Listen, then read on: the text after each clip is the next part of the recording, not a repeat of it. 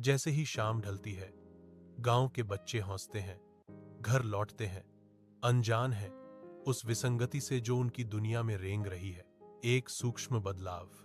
छायाएं छोटी होती हैं, पहले तो अदृश्य, फिर निस्संदेह अजीब, परिचित को परेशान करने वाली। फुसफुसाहटें चीखों में बदल जाती हैं, क्योंकि कुछ छायाएं पूरी तरह से गायब हो जाती हैं, एक अदृश्य शक्ति द्वारा निगल ली जाती हैं, जिससे गहरी शून्यता रह जाती है।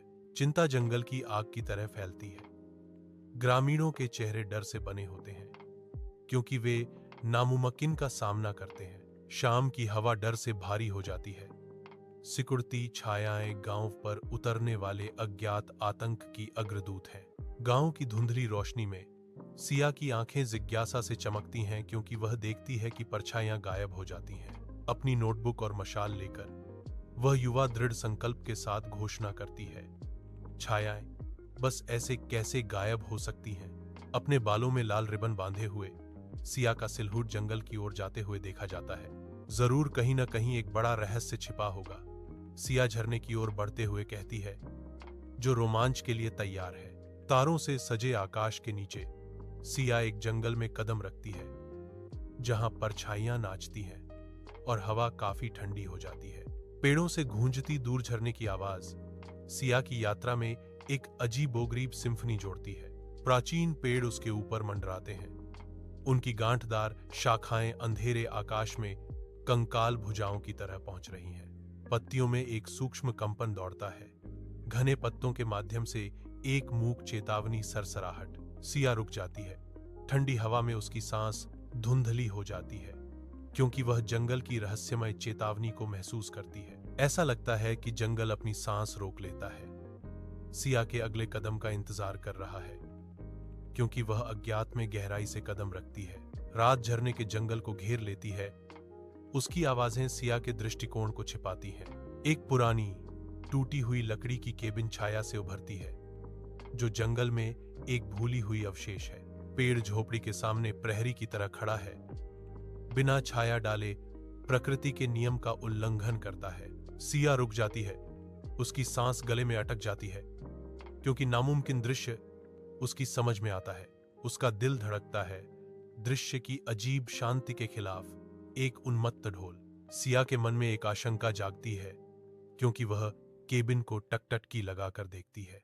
रात के आवरण में सिया सावधानी से धुंधली रोशनी वाली झोपड़ी की ओर बढ़ती है।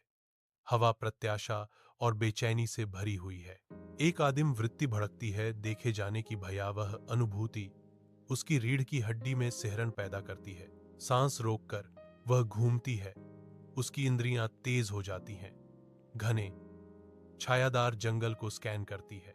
जंगल शांत और स्थिर रहता है, वहां कोई नहीं है।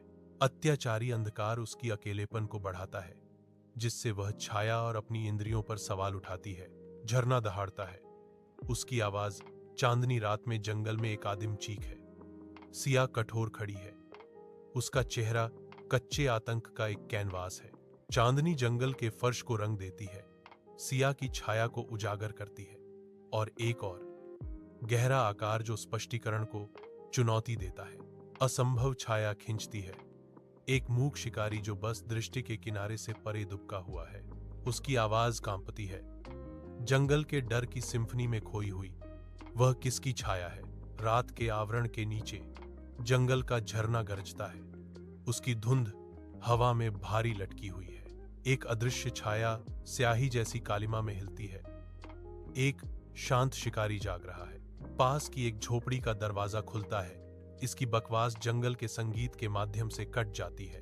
अंधेरा उमड़ता है, जैसे झोपड़ी के अंदर से कुछ निकलता है। अंधेरे में डूबी झोपड़ी के भीतर एक भारी धीमी आवाज गूंजती है, जो स्थान को एक अशांत उपस्थिति से भर देती है। अशरीरी आवाज प्राचीन शक्ति के साथ गूंजती है।